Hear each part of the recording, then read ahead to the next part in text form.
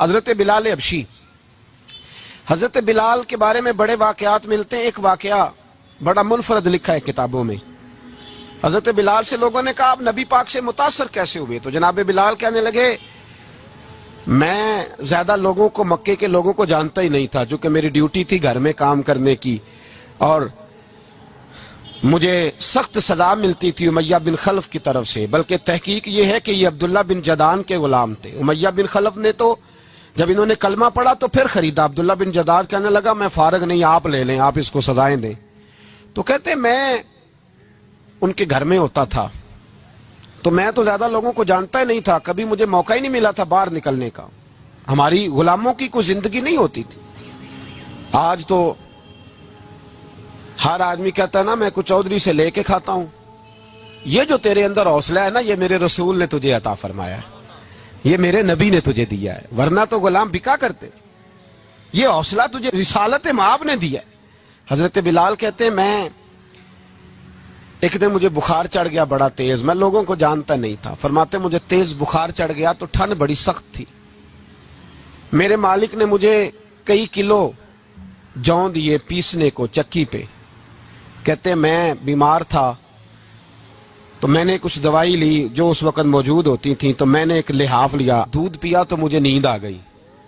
جب میں سویا تو میرا مالک آ گیا، اس نے آ کر کے مجھے سوئے ہوئے دیکھا تو کھینچ کر کمبل اتارا، رضائی اتاری، لحاف اتارا، کہنے لگا اب تیری سزا یہ ہے کہ تو کھلے میدان میں بیٹھے گا، وہاں چکی پیسے گا، اور دوسری سزا یہ ہے کہ تجھے قمیض پہننے کی بھی اجازت نہیں۔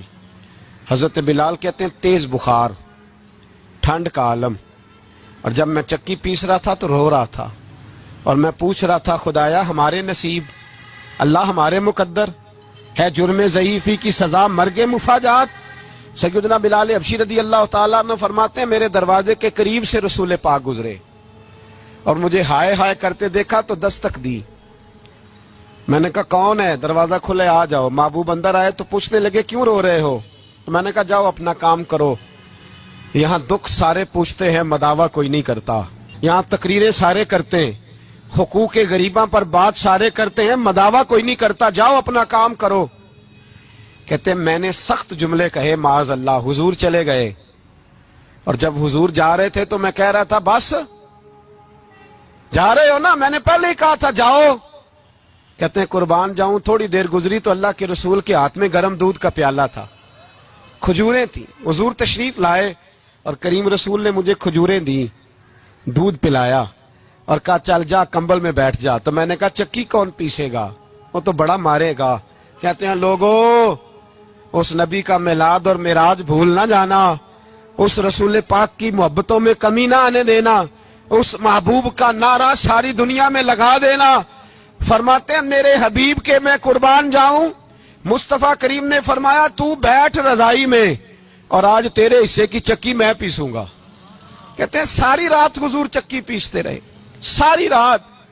سویرے میں اٹھا اور میرے حبیب پاک نے مجھے وہ سارا کچھ دیا اور خود چلے گئے۔ اگلی رات پھر آئی تو حضور پھر آ گئے، مجھے پھر رضائی میں لٹایا، دودھ پلایا اور ساری رات چکی پیسی۔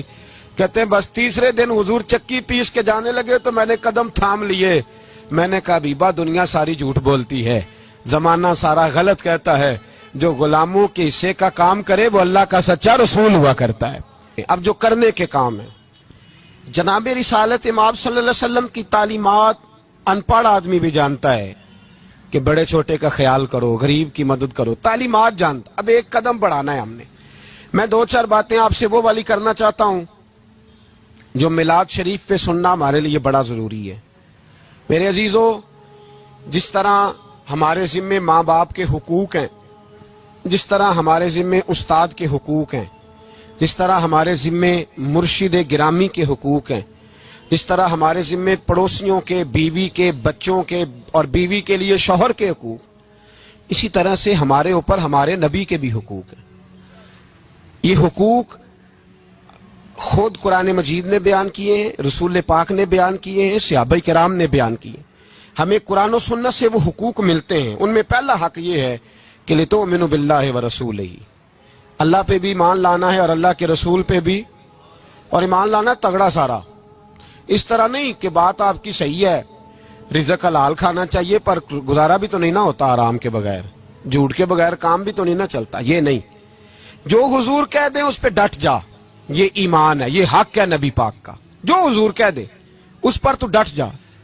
एक सहाबी थे हजरत सुराका बिन मालिक रदी अल्लाह तआला अन्हु, नबी पाक ने फरमाया था उस वक्त तक मौत नहीं आएगी। किसरा का एक बादशाह था, तो वो बड़े वजनी सोने के कंगन पहना करता था, और जब वो कोई बात करता था ना, फैसला करता था, तो कंगन हिलाता था। अरब के अंदर मशहूर था कंगनों वाला बादशाह, सोने के मोटे कंगन उसने पहने हुए। तो नबी पाक सल्लल्लाहु अलैहि वसल्लम ने हजरत सुराका से कहा था उस वक्त तुझे मौत नहीं आएगी जब तक कसरा के कंगन तेरे हाथों में नहीं आ जाते। एक जंग का मौका था, काफिर किला बंद हो गए, उन्होंने ना बहुत बड़ा बड़ा एक किला था, बड़ी दीवारें थी, अंदर से कुंडी लगा ली, बाहर नहीं निकलते थे। मुसलमानों की मजबूरी थी कि वो बाहर निकले तो जंग करें।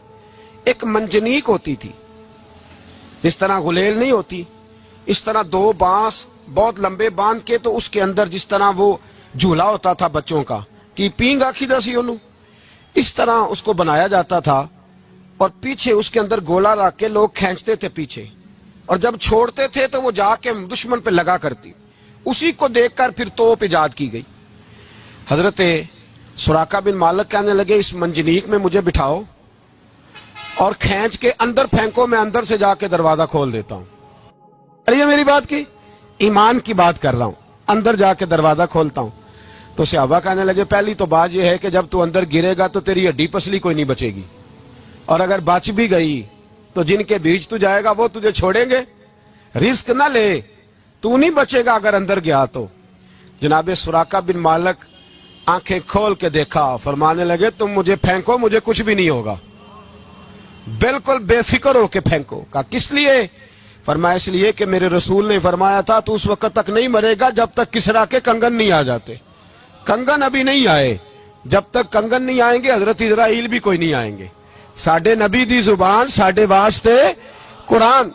हजरत सुराका बिन मालिक को फेंका, अंदर गए, गिरे भी, दरवाजा भी खोला, बाहर भी आए, सारा कुछ हुआ, और बाहर आके लोगों से कहने लगे तुम्हें कहा नहीं था कि मेरे नबी के फरमान बड़े सच्चे हैं? हुआ है कुछ? जमाना गुजर गया, हजरत उमर का दौर आया तो हजरत सुराका बड़े बूढ़े हो गए, ये आंखें झुक गईं, बाल सफेद हो गए, बीमार हो गए, ज़ईफी आ गई। उस वक्त किसरा का इलाका फतह हुआ और कंगन हजरत उमर के पास आए। तो जनाब उमर फारूक रदी अल्लाह तआला अन्हु ने फरमाया जाओ बुलाओ सुराका को। तो लोग कहने लगे हुजूर वो तो उठ नहीं सकते, बूढ़े हो गए। फरमाया एक दफा कान में जाके कहो तो सही, कहो तो सही। कहते कान में जाकर सुराका कंगन आ गए हैं, तो उस बूढ़े को अल्लाह ने जुलेखा की तरह जवानी अता की, उठे। और हजरत उमर के जमाने में जब मस्जिद नबवी भरी हुई थी, किसरा के कंगन हजरत सुराका ने पहने, तो सहाबा फिर मेरे रसूल के नारे लगाने लगे, कहने लगे देखो मेरे नबी ने जो फरमाया हक और सच फरमाया। ईमान की मजबूती लाएं।